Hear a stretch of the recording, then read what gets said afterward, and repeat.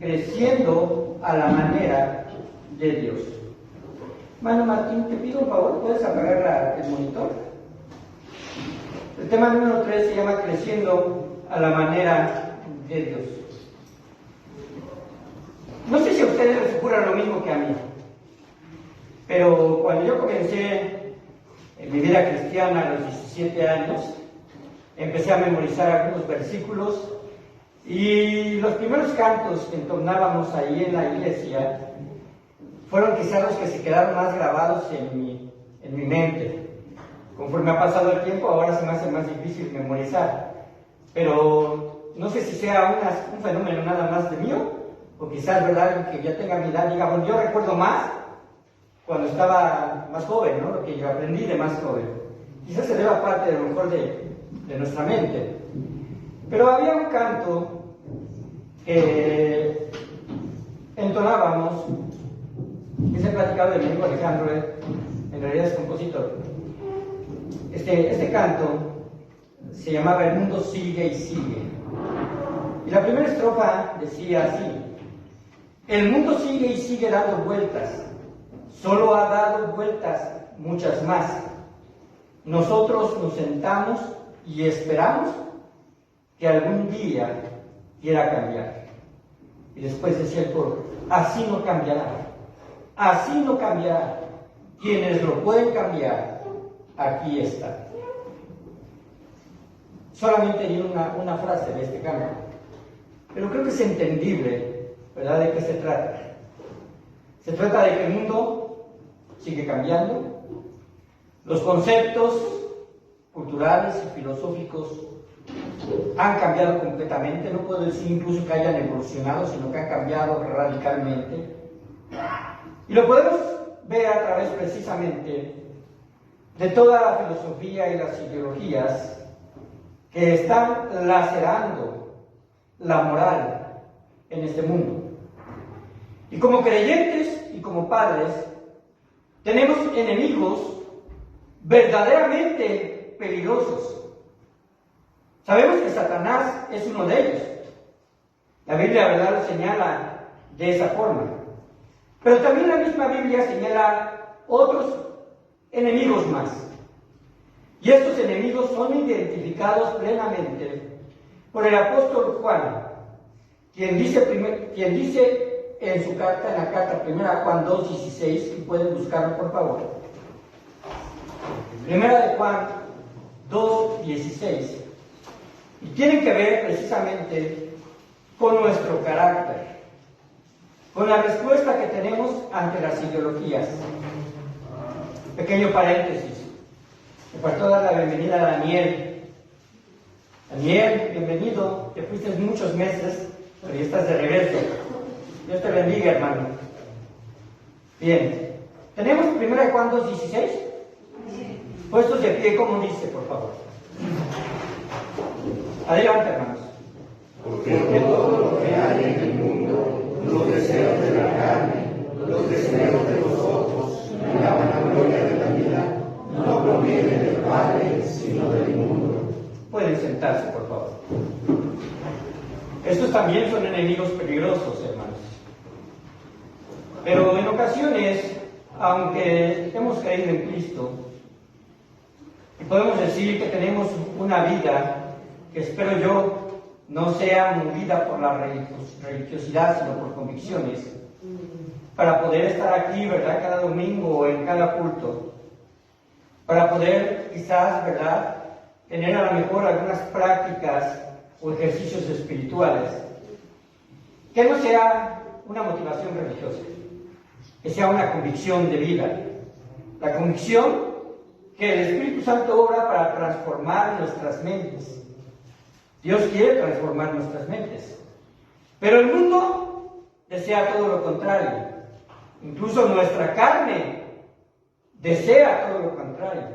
Nuestra ceguera espiritual nos hace menospreciar el alcance destructivo que tienen los deseos de la carne, como lo menciona aquí.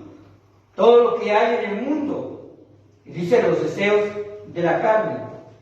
¿Qué es esto de los deseos de la carne? Bueno, apelan a nuestra concupiscencia. A nuestra concupiscencia. También dice que los deseos de los ojos, es decir, aquellos que nos atraen, que son deseos meramente terrenales. Y dice la vanagloria de la vida. ¿Qué es esto de la vanagloria de la vida? Podemos resumirlo así. Es la expresión exagerada que se tiene de uno mismo, por lo cual quiere uno sobresalir e incluso imponerse, ¿verdad?, en ese afán de sobresalir sobre los demás. Estas actitudes es el común denominador en nuestros días y en gran cantidad de gente. Es una sociedad que no podemos negarlo, está en una decadencia moral. Y Dios quiere advertirnos que debemos responsabilizarnos de nuestro propio crecimiento espiritual, pero también transmitirlo a nuestros hijos y también a nuestra iglesia. Porque si usted está creciendo espiritualmente, edificándose espiritualmente, y está desarrollando esto, es para que usted se dé la oportunidad que le da Dios para edificar también a otros. Y esto empezando desde el núcleo familiar. Miren, hermanos, si no estamos o si no actuamos a tiempo, estaremos pagando las consecuencias de nuestra irresponsabilidad espiritual. La estaremos pagando. No podemos dejar de reconocer o identificar que la Iglesia, y quiero decir, todos nosotros, juega un papel importantísimo para contrarrestar todas las filosofías e ideologías engañosas que atentan contra la percepción correcta de quiénes somos y por qué estamos aquí. ¿Por qué estamos aquí?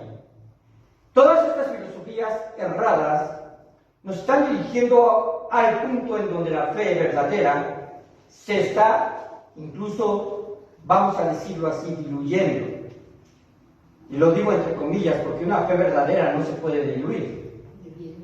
Pero en Lucas 2:18, Jesucristo es enfático cuando dice: cuando venga el Hijo del Hombre, ¿hallará fe en la tierra?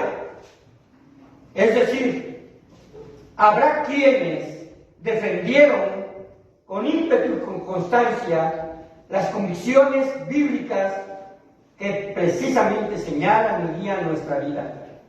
Es por eso que debemos, como creyentes, procurar un crecimiento equilibrado en todas las áreas de nuestra vida e igualmente influir para que esto mismo suceda en la vida de nuestros hijos. Acabo de ver una pequeña entrevista que le hicieron a uno de los, vamos a decirlo así, directores o ejecutores de hacer el nuevo plan de estudios que la SEP está por implementar. Y obviamente se les está cuestionando mucho, quizás ustedes han visto, que se les está cuestionando el hecho de que los libros traigan el lenguaje inclusivo. ¿Saben ustedes a qué me refiero, no? Cuando en realidad, precisamente, ¿verdad?, ya está bien marcada y delimitada que la lengua española, ¿verdad?, es una lengua no solamente bella, sino correcta en todos los ámbitos, y que no se necesita valer de esto para poder tener un significado correcto en el vocabulario. También se le cuestionó, ¿verdad?, precisamente acerca de estos conceptos que se están manejando, de tratar de aceptar las diferentes ideologías con respecto a los diferentes esquemas de familia que actualmente se están manejando. Y tratando de adoctrinar, incluso están señalando que quizás, ¿verdad?, tenga puntos de aspecto socialistas, ¿verdad? No lo sé. Pero, o marxistas. Pero la cuestión es esta. La cuestión es que durante todos los siglos, durante todas las épocas, las culturas han ido cambiando sucesivamente, pero algo sí debemos de saber, hermanos, que aunque estos personajes clamen que los cambios son necesarios, no quiere decir que los cambios sean buenos. Los cambios pueden estar errados.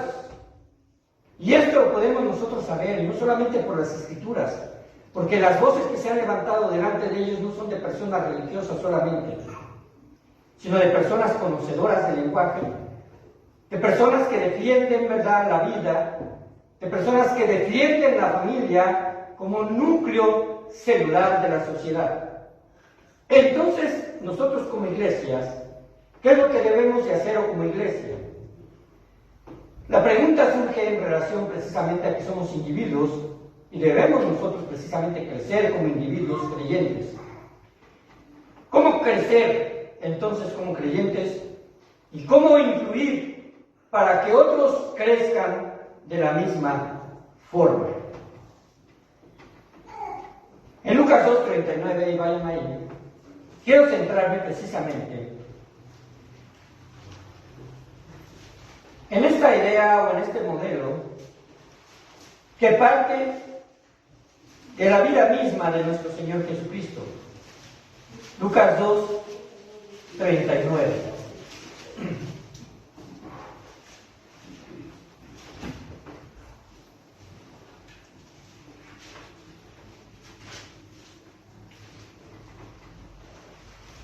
Dice así: después de haber cumplido con todo lo prescrito en la ley del Señor, volvieron a Galilea, a su ciudad de Nazaret. Obviamente está refiriendo a José y a María, quienes llevan precisamente en ese momento a Jesús. Pero observen el versículo número 40, ¿cómo dice?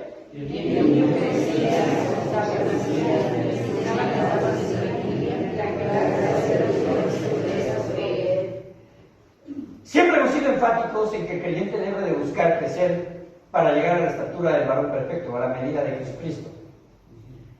Pero a veces nos centramos en nuestra vida adulta, cuando en realidad también vemos que el Señor Jesucristo, ¿verdad?, su desarrollo en gracia fue prácticamente durante todo el periodo en que él vivió, desde bebé hasta que él murió en la cruz. Dice así: el niño, ¿y a quién se refería? A Jesús. El niño crecía, ¿y qué más? Se fortalecía.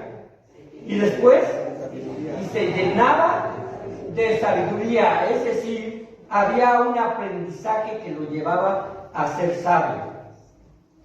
La inteligencia, obviamente, tiene un papel importante en la toma de decisiones, pero la sabiduría es la expresión de una reflexión de pensamiento que nos lleva a discernir entre lo que es bueno y lo que es malo. Ahora, hermanos, y dice también que y la gracia de Dios era sobre él. Voy a continuar el versículo 41. Iban sus padres todos los años a Jerusalén, a la fiesta o en la fiesta de la Pascua. Y cuando tuvo 12 años, subieron a Jerusalén conforme a la costumbre de la fiesta. Al regresar ellos, acababa la fiesta, se quedó el niño Jesús en Jerusalén, sin que lo supiesen José y su madre. Y pensando que estaba entre la compañía, anduvieron camino de un día y le buscaban entre los parientes y los conocidos. Pero como no la hallaron, volvieron a Jerusalén buscándole. Y aconteció de que 3 días después le hallaron en el templo, sentado en medio de los doctores de la ley, oyéndoles y preguntándoles. Y todos los que le oían se maravillaban de su inteligencia y de sus respuestas. Cuando le vieron, se sorprendieron y le dijo su madre: hijo, ¿por qué nos has hecho así? He aquí, tu padre y yo te hemos buscado con angustia. Claro que tenían angustia después de 3 días, ¿no? No sé si la perdí un hijo 3 minutos, pero ya uno está angustiado, ¿no? Ahora dice así: entonces él les dijo: ¿por qué me buscáis? ¿No sabéis que en los negocios de mi padre me es necesario estar? Mas ellos no entendieron las palabras que les habló. Y descendió con ellos, y volvió a Nazaret, y estaba sujeto a ellos, y su madre guardaba todas estas cosas en su corazón. Y lean el versículo 52. Y Jesús crecía en sabiduría y en estatura y en gracia para con Dios y los hombres. Sigue el crecimiento, ¿verdad? Sí. Vemos desde el versículo donde es presentado en el templo siendo niño, dice que crecía. Y aquí a los 12 años crecía. Si hay algo particularmente, ¿verdad?, que me llama a mí la atención, es que Jesucristo, a pesar de ser Dios y tomar forma de hombre, él tuvo que pasar por procesos de aprendizaje, tuvo que pasar por procesos de crecimiento biológico, tuvo que pasar precisamente por el proceso de estar sometido a sus padres. Pero sin embargo, el reflejo de la fortaleza y el crecimiento de sabiduría se ve en la madurez.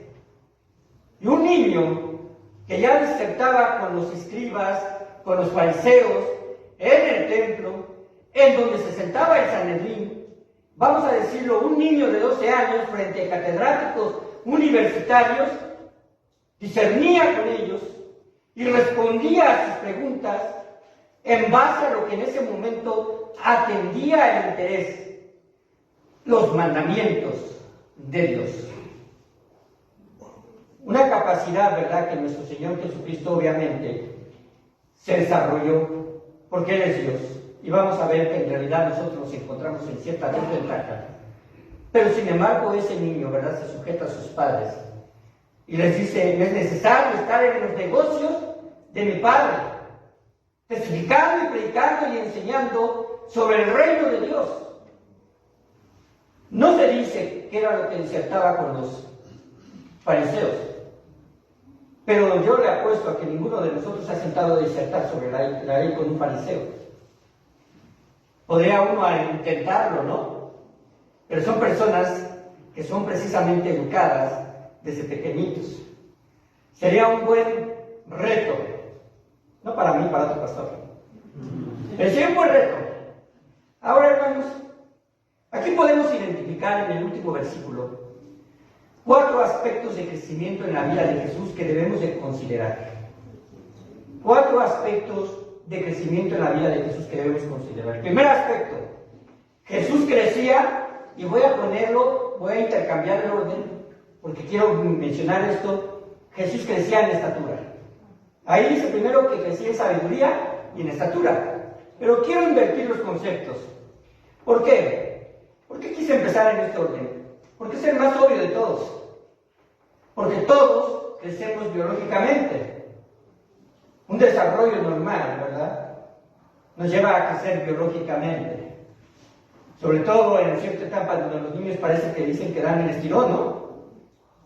Dejan los pantalones, dejan los zapatos, y pues desafortunadamente cuando uno es el segundo, lo tiene uno que heredar, ¿no?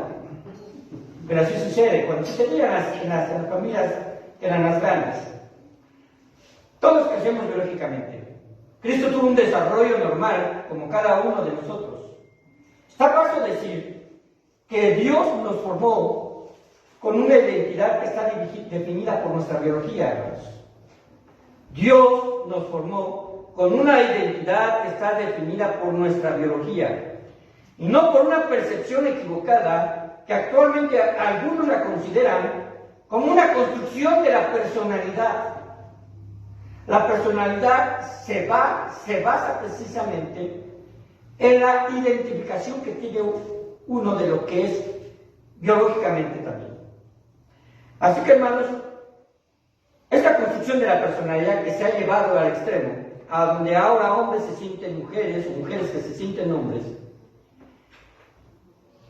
pues, por lo contrario, quien nace hombre será hombre biológicamente hasta que muera. Y quien nace mujer será biológicamente mujer hasta que muera. Así que, como punto de partida, aunque este mundo intente cambiar las cosas, la verdad divina nunca cambiará. La verdad divina nunca cambiará, porque Dios no solo tiene la verdad, Él es la verdad. Y así Jesucristo lo afirma: yo soy el camino, la verdad y la vida.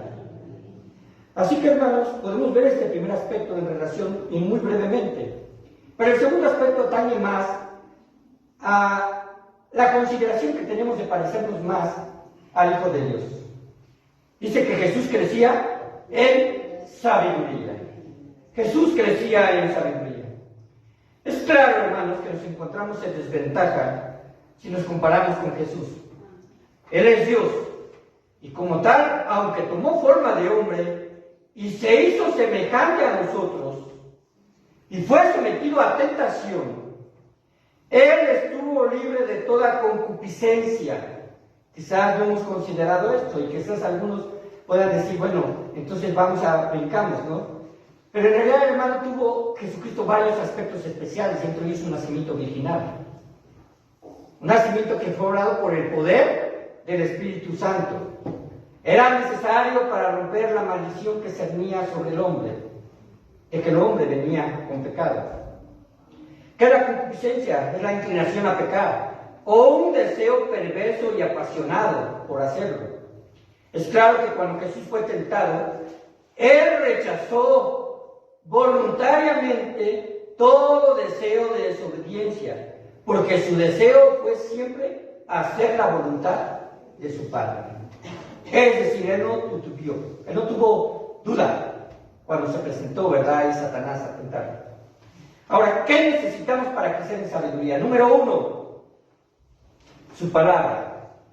La palabra de Dios es lo que necesitamos como punto número 1 para crecer en sabiduría.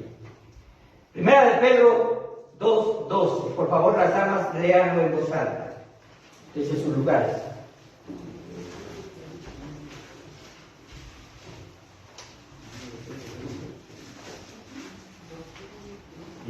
Adelante, hermanas. Desear como niño recién nacido con la leche espiritual no adulterada, para que por ella crezcáis para salvación. Ok. Ahora, aquí habla de una leche espiritual no adulterada. ¿A qué se refiere esta leche? Díganme en voz alta.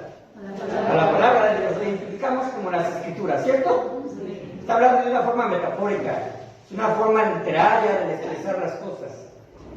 Dice así: desead como niños recién nacidos la leche espiritual no adulterada, para que por ella crezcáis para salvación. No es para ser salvos.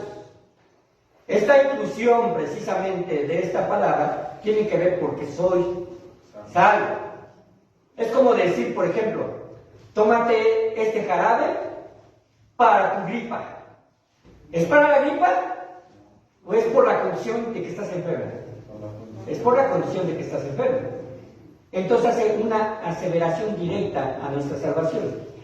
La palabra en griego para desear significa tener un fuerte anhelo.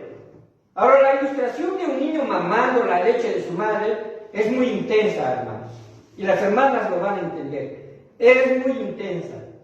El bebé se aferra al pecho y no lo soltará hasta que haya quedado satisfecho.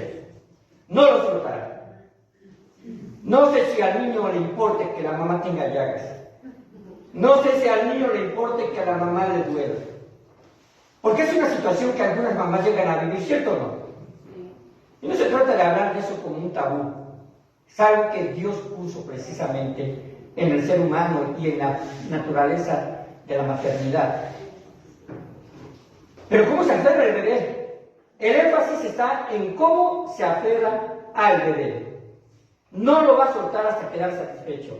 Ahora podemos deducir lo siguiente: siempre necesitaremos de leche espiritual no adulterada. Siempre, y debemos aferrarnos con la misma intensidad.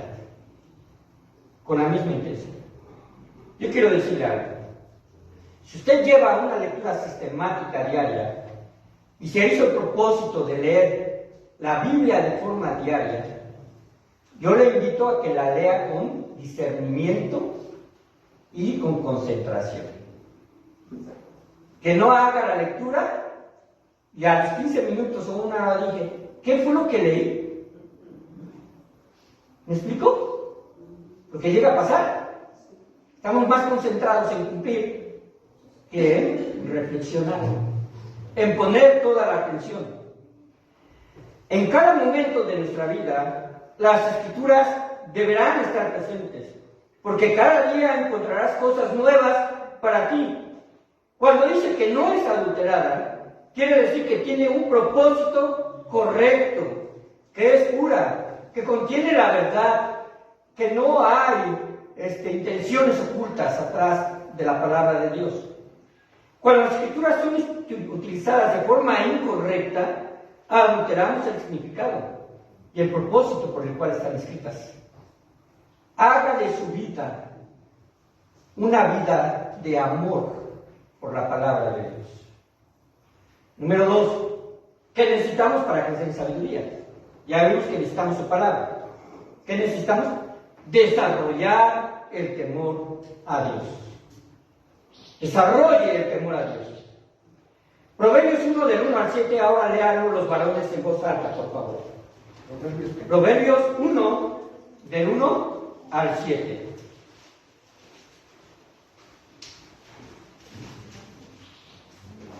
A ellos sí les vamos a pedir que se pongan de pie, por favor. Ya cuando estén en sus dos pies, pueden ustedes, así yo veo la indicación. Proverbios 1, del 1 al 7. Vamos a leerlo con los hermanos que están de pie y solamente escuche. Adelante, hermanos. Los proverbios de Salomón, hijo de David, rey de Israel, para entender sabiduría y doctrina, para conocer razones prudentes, para recibir el consejo de prudencia, justicia, juicio y equidad, para dar sagacidad a los simples y a los jóvenes inteligencia y cordura. Oirá el sabio y aumentará el saber, y el entendido adquirirá consejo. Para entender proverbio y declaración, palabras de sabios y dichos profundos. El principio de la sabiduría es el temor de Jehová. Los insensatos desprecian la sabiduría y la enseñanza. Pueden sentarse, hermanos. Estamos leyendo en Crónicas, ¿verdad?, cómo vivió Salomón y cómo la reina de Sabá se impresionó de toda la sabiduría, ¿no? Y que todo lo que le preguntaba le respondía. Una sabiduría, obviamente, en el cual Dios en su gracia le permitió tener. Y eso fue en respuesta al deseo de Salomón de que Dios le diese sabiduría para gobernar ese pueblo tan grande. Y en respuesta Dios le dijo, porque no me pediste riqueza, ni fortuna, ni todas estas cosas, ¿verdad?, te voy a dar sabiduría. Fue en el tiempo en el que se construyó ese templo esplendoroso, ¿verdad?, para Jehová. Ahora, hermanos, el libro de Proverbios está lleno de sabiduría, y el libro de Proverbios lo escribió Salomón, aunque obviamente inspirados por el Espíritu Santo. Desafortunadamente, muchos cristianos caen en el grupo de los insensatos. Dice en este pasaje, dice, a los jóvenes inteligencia y cordura. Yo no me puedo dejar de reflejar en esto, hermanos. Yo no era muy cuerdo ni tampoco era muy prudente, ¿verdad? Los juegos que a veces practicábamos eran realmente temerarios. Quizás alguna vez le conté que nos colgábamos de un poste de luz y nos íbamos por el cable. Y un luz que ya no tenía electricidad, solamente estaba de paso, obviamente, si no, no lo estuviera contando, ¿no? Pero, pues, no sé. En ese tiempo no pasó nada ni conmigo ni con los que me acompañaban. Pero ya pensándolo ahorita, ¿verdad? Yo digo, pues Dios me cuidó. Eres el insensato. Ahora, ¿por qué podemos pensar que a veces tomamos decisiones, aunque estemos a una pequeña edad, que era de 14, 15 años cuando yo lo hacía? Porque no teníamos una instrucción. Porque no nos hacían ver la vida como un regalo de Dios. Porque no nos hacían ver que el peligro es constante.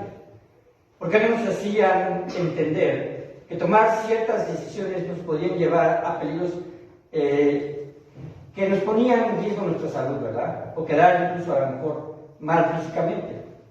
Pero desafortunadamente, hablando en el aspecto espiritual, muchos cristianos caen en el grupo de los insensatos. ¿Qué quiere decir, en otras palabras, los necios ahí en ese pasaje? Los insensatos se puede traducir como los necios.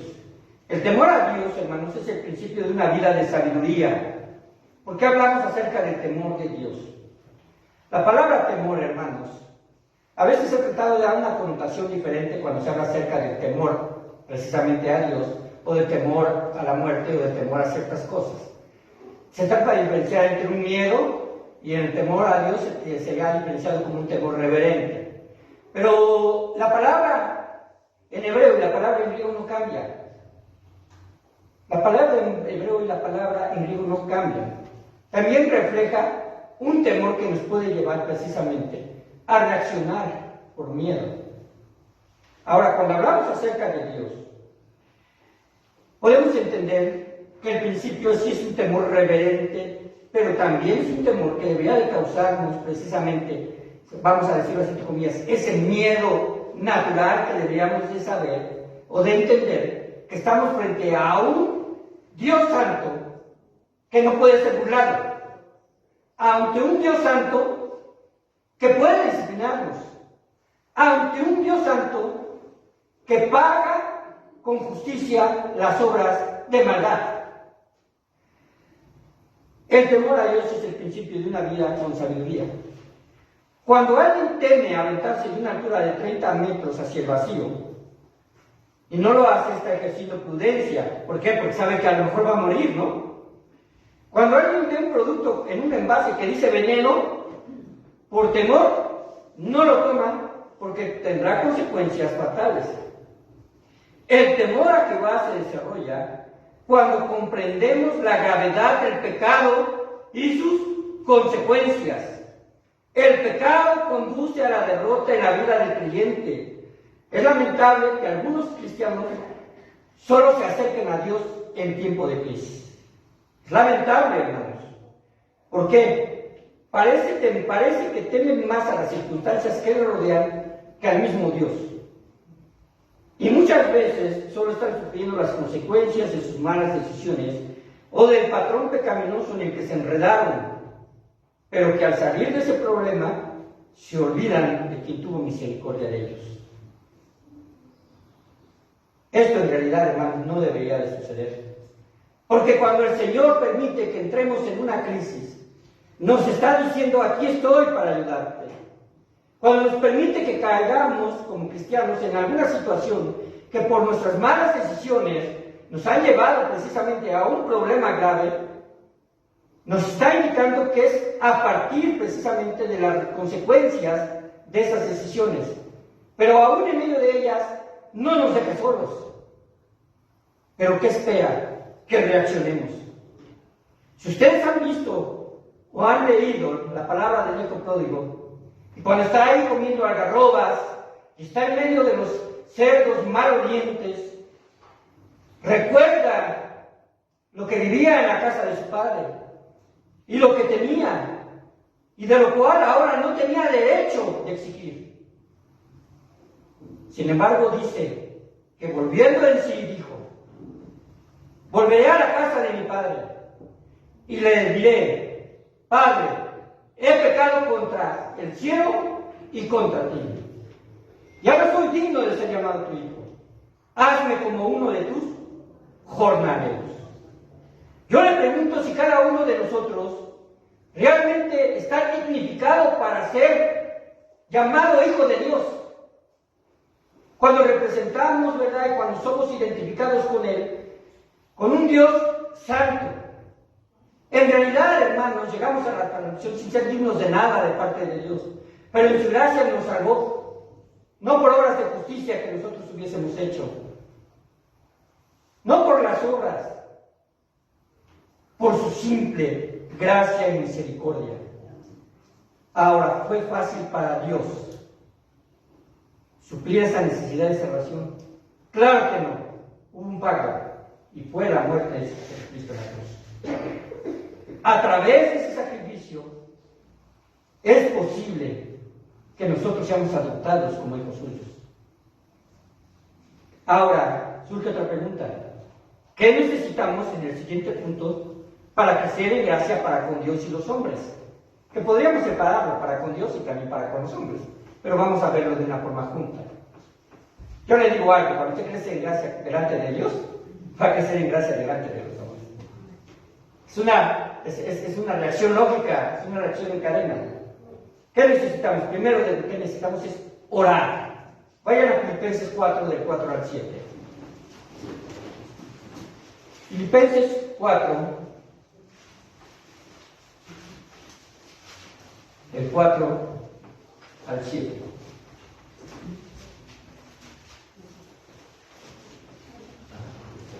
La carta a los filipenses fue una carta enviada desde la cárcel, y de hecho se considera que esta iglesia, ¿verdad?, era una de las que, podemos decir, tenía un crecimiento más sano, espiritual. Eran dadivosos, amaban a Pablo, reconocían el trabajo de sus obreros, Pero aún así Pablo los exhortaba. Versículo 4 dice así: regocijaos en el Señor siempre. Otra vez digo, regocijaos. Es decir, tengan una profunda alegría en el Señor. Tengan una profunda alegría en el Señor. Y después da precisamente algunas exhortaciones. Vuestra gentileza sea conocida de todos los hombres. El Señor está cerca. Oigan esto. Vuestra gentileza, es decir, ¿qué es ser gentil? Ser amable, cordial, ponerse o poner antes a los demás que a uno mismo. Quizás no ser áspero, ser humilde. Dice, vuestra gentileza sea conocida, es decir, es testimonial delante de todos los hombres. Y después dice que el Señor está cerca. ¿A qué se refiere? Alguien que me dé una respuesta. ¿A qué se refiere que el Señor está cerca? ¿Que regresará? No. Fíjense, este pasaje se ha utilizado para dar una enseñanza con respecto a la segunda venida de Cristo, que es una gran verdad. Pero este pasaje no te está diciendo esto. Te está diciendo que el Señor está contigo. Está contigo, está siendo testigo de vuestra gentileza y vuestro regocijo. Para nada estéis afanosos, sino sean conocidas vuestras peticiones delante de Dios, en toda oración y ruego con acción de gracias. Y la paz de Dios, que sobrepasa todo entendimiento, guardará vuestros corazones y vuestros pensamientos en Cristo Jesús. ¿Por qué oramos, hermanos? ¿Por qué oramos? ¿Por qué hacemos hincapié, énfasis en que nos sumemos a un grupo de oración? Piensen esto. ¿Tenemos un ministerio de oración o solamente tenemos un grupo de oración? ¿Lo consideramos realmente un ministerio? Que en el momento en que se sube una petición me comprometo a orar por ello. Tenemos un día de culto de oración que son los miércoles y de enseñanza. No sé por qué pasa, pero quizás sea uno de los menos de asistidos. Pero el ministerio de oración está encerrado en un lugar. Yo quiero proponerle que si tiene en su corazón, busque a alguien con quien orar como pareja, o como un grupo de 3, o un grupo de 4. ¿Por qué oramos? Es muy simple. Porque Dios determinó que es el medio por el cual reconocemos su intervención en determinadas situaciones en nuestra vida. Por eso oramos, porque reconocemos que no podemos hacer nada fuera de Él y que necesita Él intervenir. También oramos porque Dios quiere que le reconozcamos como nuestro único Dios, que debe de ser adorado y obedecido.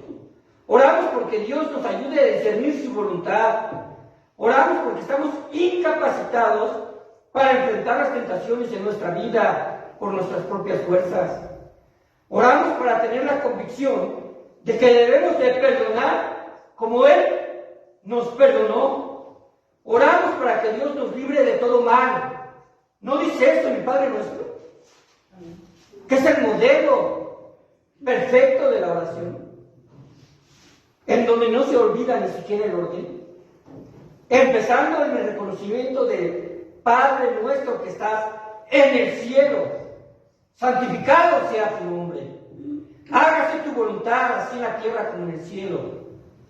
Estas frases aluden primeramente al reconocimiento que debemos de tener con Dios y después las peticiones personales.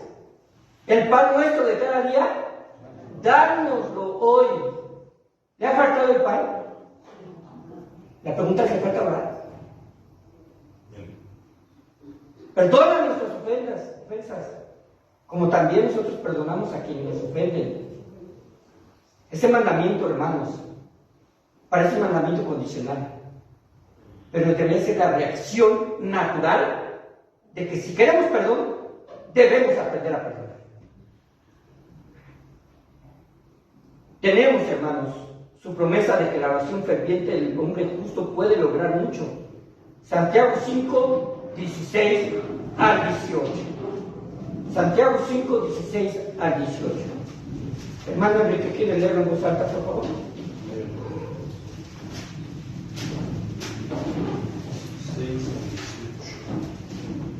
Confesaos vuestras ofensas unos a otros y orad unos por otros, para que seáis sanados.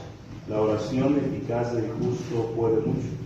Elías era hombre sujeto a pasiones semejantes a las nuestras, y oró fervientemente para que no lloviese, y no llovió sobre la tierra por 3 años y 6 meses. Y otra vez oró, y el cielo dio lluvia, y la tierra produjo su fruto. Amén. La oración del justo puede que mucho, la oración del justo puede mucho. Y si quería oró, ¿verdad? Y dejó de llover en la tierra. Ahora quiero decirle que si usted ora para que llueva, ¿verdad? Pues Dios tiene un plan cada año para hacer llover. Sí podemos orar, sobre todo, claro que sí, no lo digo que no. Pero el plan de Dios sobre el profeta Elías tenía un propósito más allá de hacer llover. Mostrar su gloria a los pueblos paganos. Mostrar su gloria al Israel endurecido.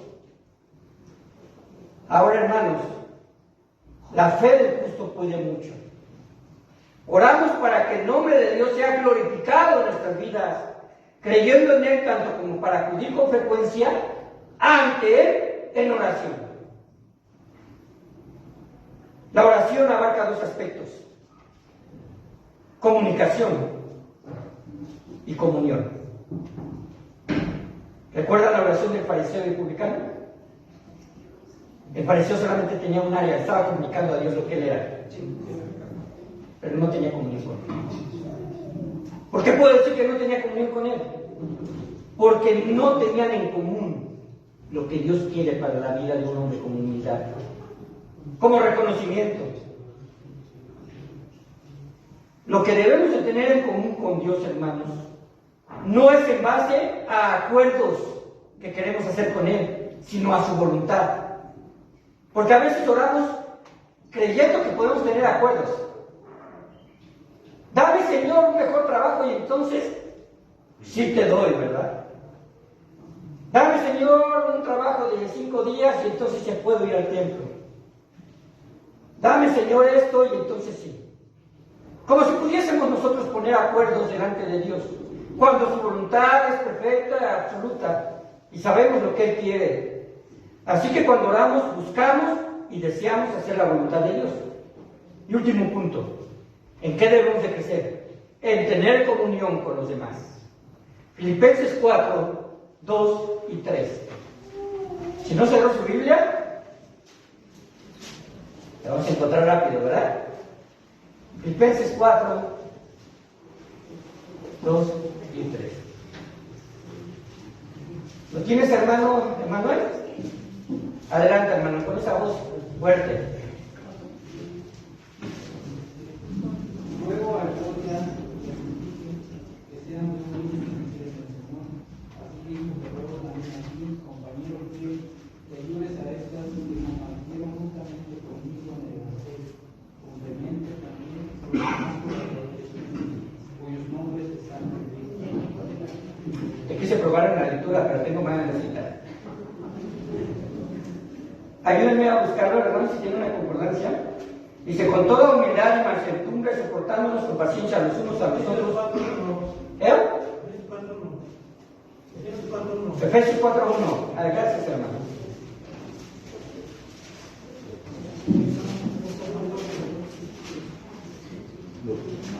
Ok, gracias, hermano. Perfecto. Sería 2 y 3, hermano Manuel. Efesios 4, 2 y 3. Tenía bien la cita, tenía mal el nombre, ¿verdad? Del libro. Adelante.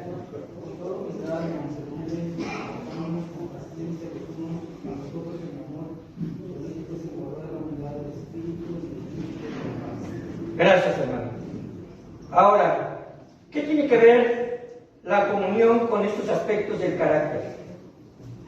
El aspecto del carácter de la humildad, el aspecto del carácter de la mansedumbre, el aspecto del carácter de poder soportarnos Y además dice con paciencia, los unos a los otros en el amor.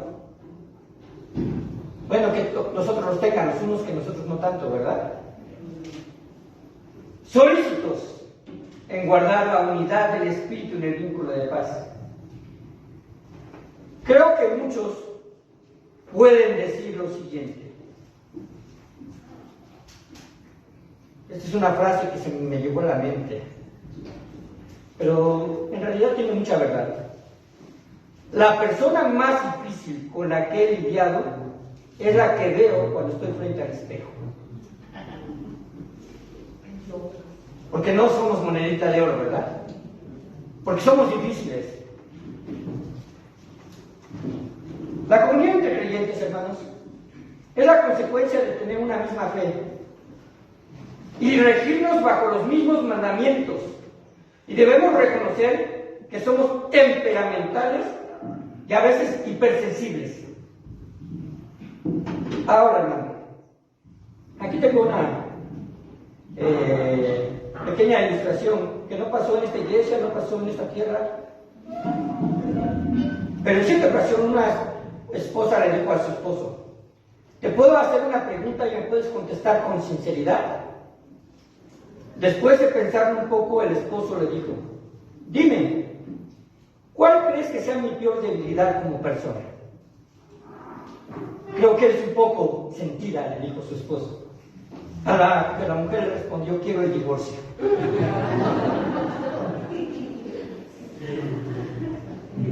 Somos sensibles, hermanos, debemos reconocerlos. A veces, porque a lo mejor estamos pasando un mal momento, a lo mejor porque hemos tenido el rechazo de alguien y lo externamos o lo extendemos a otras relaciones que no deberían de ser. La palabra del Nuevo Testamento para comunión es koinonía. Expresa la idea de estar juntos para un común beneficio, un beneficio mutuo. En Hebreos 10, 24 y 25, no lo lean, describe esta idea diciendo: y considerémonos unos a otros para estimularnos al amor y a las buenas obras. Para estimularnos al amor y a las buenas obras. Yo no sabía esto, pero en realidad sí sucede. Cuando un bebé prematuro, es decir, un bebé nace de 7 meses o de 8 meses, se le necesita estimular la boca con el dedo para que pueda empezar a hacer la función de succionar. Aún en esos aspectos, ¿verdad?, hay un estímulo necesario. Ahora, si somos emocionalmente, ¿verdad?, a veces hipersensibles, si a veces incluso tenemos la autoestima baja, si en ocasiones a lo mejor nos sentimos, ¿verdad?, que como hongo, ¿no?, todos separados de todos, no necesitamos estimularnos de una forma sabia, de una forma correcta, con madurez, porque la estimulación no es consentir.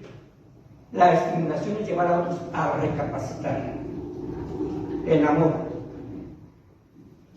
Así que, hermanos, dice así ese mismo versículo: para estimularnos ¿a qué? Al amor. ¿Y a qué más? A las buenas obras. Y después dice: no dejando de congregarnos como algunos tienen por costumbre, sino que exhortándonos, y tanto más cuando veis que aquel día se acerca. Ahí se está hablando de la segunda venida de Cristo. Cuando veis que la segunda venida se acerca. Hay dos razones para que la comunión con otros creyentes es importante. Porque ayuda a expresar el amor mutuo y estimula a las buenas obras. Y una tercera razón importante para la comunión cristiana es su impacto en los no creyentes. Vaya a una iglesia fría en comunión y es una iglesia estancada en crecimiento. Jesús dijo a sus discípulos: en esto conocerán todos que sois mis discípulos, si tuvierais amor los unos con los otros. El amor que los cristianos se deben de tener es unos a otros, y esto puede influir en otros hacia la fe en Jesucristo. Para tener una comunión efectiva, debemos ejercitar paciencia. En cierta ocasión, un feligrés que asistía a una nueva iglesia se acercó al pastor en turno y en medio de la plática le dijo al pastor: hermano pastor, yo nunca he tenido un desacuerdo con las iglesias. Yo nunca tuve desacuerdo con ningún hermano de la iglesia de donde vengo. Y el pastor le pregunta: ¿y cómo logró esto? Es muy simple, nunca voy a la iglesia. Hermanos, entre más se relacione uno, pueden surgir conflictos de desaveniencia que hay que solucionar, que hay que verlo con paciencia y con amor. Ahora, hermanos, si usted se considera una persona que no debe ser corregida en un área, vamos a empezar por ahí, porque todos somos susceptibles a ser corregidos, y aceptémoslos con amor. Cualquiera que piense que la comunión entre hermanos es muy fácil de lograr, está equivocado. Pero la clave está en lo siguiente. Lucas 6:31, para terminar, vamos a leer.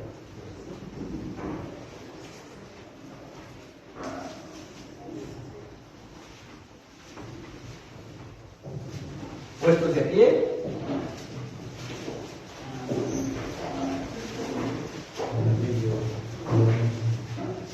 ¿Cómo dice la palabra de Dios? Y como queréis que hagan los hombres con vosotros, así también haced vosotros con ellos. Otra vez, todos juntos. Y como queréis que hagan los hombres con vosotros, así también haced vosotros con ellos. Vamos a orar. Padre bendito, Señor, esta regla de oro, Padre bendito, queremos practicar. Primeramente poniendo nuestra disposición para poder, Padre Santo, expresar paciencia, amor, el podernos soportar, Señor, el que podamos, Padre Santo, buscar la edificación mutua para que, mi Dios, tu nombre sea glorificado. Que nuestro intento, Señor, cuando estamos sirviendo en la iglesia, no sea para darnos a notar. Que las situaciones que se puedan presentar, Señor, en una vida en común en la iglesia, que puedan, Padre Santo, obstaculizar, como, Padre, tú lo mencionas en tu palabra, cuando Pedro y Pablo, Señor, tuvieron una confrontación, cuando, Padre bendito, dos creyentes también, hermanas en Cristo, Señor, se les recomienda que sean de un mismo sentir. Padre bendito, porque somos humanos, pero son situaciones, Padre, que en tu amor y en base a tu palabra se pueden sobrellevar e incluso arreglar. Gracias te damos, Padre, porque tú nos das oportunidades de servicio. No permitas que quizás por una mala actitud de otro necesitamos de seguir sirviéndote a ti, porque tú eres nuestra, Padre Santo, nuestra única meta. Queremos fijar los ojos en ti, que eres el autor, Señor, de la salvación. Y queremos pedirte que nos ayudes. En el nombre de Cristo, dispone de nosotros como tú quieras. Y Padre Santo, reconocemos que tú eres nuestro Señor. Llévanos con bien a nuestras casas, en el nombre de Jesucristo. Amén.